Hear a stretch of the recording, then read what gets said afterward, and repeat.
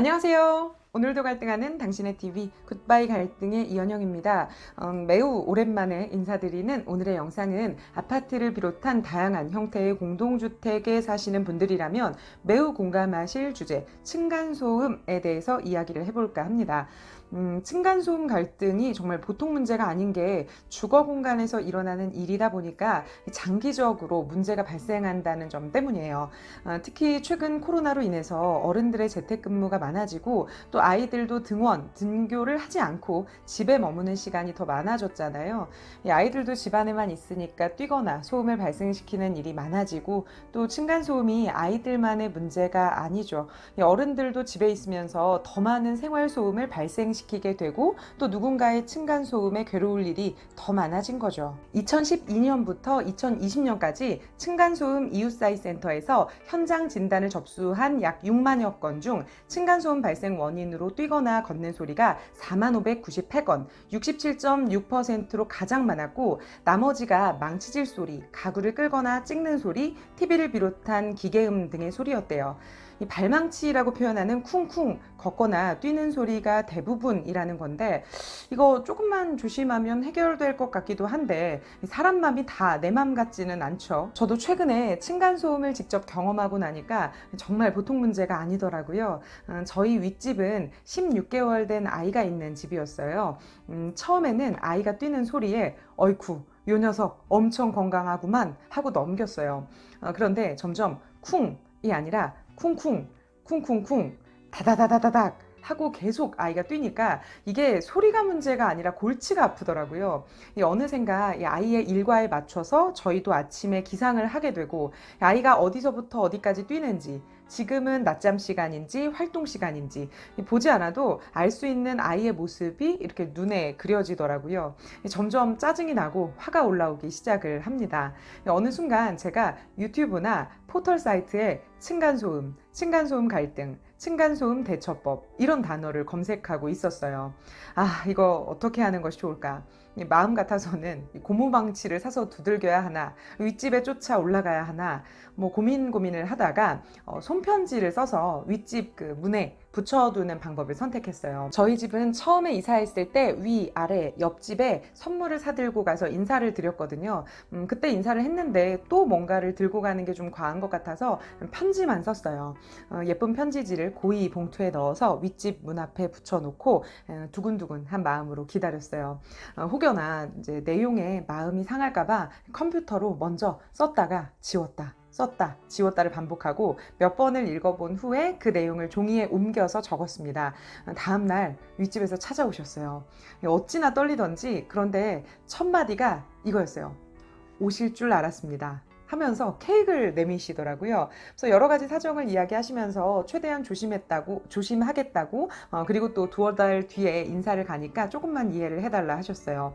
그리고 그 다음 날부터 정말 조용해졌어요. 아니 조용하게 느껴졌다라고 하는 게 맞겠죠. 아이는 여전히 뛰었어요. 하지만 다다다다닥이 아니라 다다닥 하고 끝났고 아이가 뛰는 걸 막을 수는 없겠지만 윗집에서도 어느 정도 노력을 하시는구나 라고 생각을 하니까 좀 괜찮아졌다라고 할까요? 어쩌면 층간소음의 문제는 이 소음 자체도 문제지만 태도의 문제라고도 볼 수 있어요. 이 상대방이 미안해하는 모습을 보이는 것만으로도 어느 정도는 정상 참작이 되거든요. 물론 층간소음의 강도가 너무 심하면 이 케이크가 아니라 그 무엇을 가지고 와도 사과를 하더라도 괜찮아지지는 않겠죠. 그분들이 이사를 가고 아이가 뛰는 소리는 사라졌습니다. 그러나 제가 간과했던 것이 있었어요. 윗집에는 또 다른 사람들이 들어온다는 사실이었죠. 이번에는 아이는 없는 듯 합니다.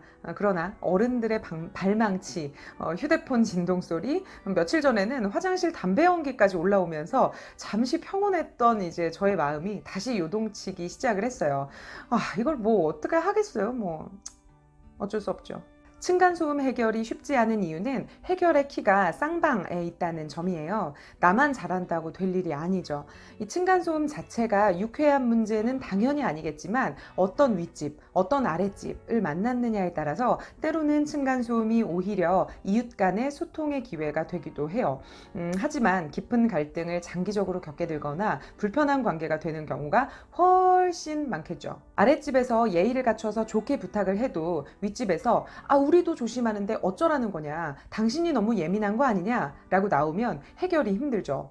또 반대의 경우도 있어요. 윗집에서 층간소음으로 양해를 구하고 사과하고 노력을 해도 아랫집이 작은 생활소음에도 너무 예민하게 나오면 윗집 입장에서도 어찌할 방법이 없죠. 저도 층간소음으로 괴로운 입장에서 말씀드리자면, 일단 층간소음의 핵심은 이기고 지는 문제가 아니라는 것을 기억해 주셨으면 해요. 집이라는 곳은 몸도 마음도 편해야 하는 곳이잖아요. 우리가 편하고 싶은 만큼 다른 사람들의 편안함도 존중해야 하죠.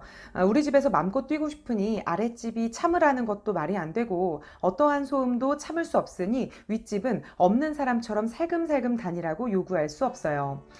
공동주택이라는 특성과, 이게 또 층간소음이 사람의 문제도 있지만 건축, 설계의 문제라는 부분도 있다 보니까 어느 정도는 서로 감내하면서도 모두가 만족할 수 있는 합의점을 찾아야 하죠. 보통 층간소음이 발생되면 아랫집이 먼저 불편함을 느끼게 되잖아요. 그럴 때 힘드시겠지만 아랫집 입장에서 특히 꼭 이 세 가지는 유의해 주세요. 첫 번째는 무작정 찾아가면 안 됩니다. 밤이고 낮이고 소음을 일으키는 사람들이 문제겠지만, 그렇다고 현행범 체포하듯 당장 쫓아갔다가 오히려 가해자가 되는 경우가 있어요. 찾아가는 자체가 불법이 되지는 않습니다. 그러나 자주 찾아가거나 문을 두드리며 큰 소리를 치는 등의 행동은 경범죄에 해당될 수 있고, 억지로 문을 열려고 하거나 집안을 확인한다고 들어갔다가 주거 침입죄가 될 수 있으니 조심해야 합니다. 이거 참 괴로운 게 난데 누가 누구를 처벌한다는 건지 답답하지만 어쩔 수 없는 사실이니 꼭 기억해 두시면 좋겠습니다. 두 번째, 공개적인 공지, 편지는 금지입니다. 몇 동 몇 호 시끄럽다는 내용을 엘리베이터나 복도에 써붙이거나 하다못해 그 집의 문 앞에 붙여놓는 것도 문제가 될 수 있대요. 다른 사람들이 내용을 보게 됐을 때 사실적시에 의한 명예훼손에 해당될 수 있기 때문입니다. 세 번째, 보복소음은 금지입니다. 층간소음 스피커라고 하면 인터넷에 꽤 많은 것들이 등장해요. 이것으로 효과를 봤다는 수많은 증언들이 나오고도 있어요. 일단 지속적인 피해를 받은 입장에서는 꽤나 통쾌하게 느껴질 수도 있지만, 일반적인 생활소음이 아닌 귀신 소리나 시끄러운 소리를 장기적으로 윗집을 향해 틀었을 때 고의성이 인정돼서 인근소란죄로 10만 원의 벌금을 낼 수 있다고 합니다. 근데 이 층간소음 괴로워 보신 분들은 10만 원까지 꺼내고 내가 똑같이 괴롭혀주겠다 라고 생각하실 수도 있는데, 그랬다가 정말 큰 문제가 발생할 수도 있다고 합니다. 지난해 8월 아래층으로부터 보복성 소음을 시달린 윗집이 불안장애, 우울증 등에 시달리다 결국 이사를 하게 되었는데, 이 과정에서 아래층에 손해배상 소송을 해서 3천만 원을 배상하라는 판결을 내린 사례가 있습니다. 마음 같아서는 눈에는 눈, 이에는 이, 당장 보복하고 싶지만 괜한 쌍방과실을 만들지 않으려면 일단 침착하게 대응하는 것이 중요할 것 같아요. 층간소음에 괴로워하는 분들, 하루 이틀의 잠깐의 고통을 호소하는 것은 아닐 겁니다. 서로의 존중과 배려로 해결하기 어렵다면 공식적인 시스템을 이용해 보시는 것도 추천드립니다. 단지가 큰 아파트의 경우는 자체적으로 조정위원회가 있는 경우도 있으니 관리사무소에 한번 문의해 보시는 것도 좋겠고요. 한국환경공단에서는 층간소음 이웃사이 센터를 통해서 층간소음 갈등 완화 서비스를 제공하고 있습니다. 국토교통부의 중앙공동주택관리 분쟁조정위원회에서도 분쟁조정을 진행하고 있다고 하니 참고하시면 되겠습니다. 환경보전협회에서는 유아와 초등학교 저학년 친구들 대상으로 층간소음 예방교육을 진행하기도 하던데, 개인적으로는 성인 대상으로도 진행했으면 좋겠다라는 마음도 들더라고요. 혹시 우리 아랫집은 괜찮은지, 윗집은 별일 없는지, 이웃 사이에 서로 조심하고 배려하는 우리 모두가 되기를 응원하면서, 저는 지금까지 오늘도 갈등하는 당신의 TV 굿바이 갈등의 이현영이었습니다. 감사합니다.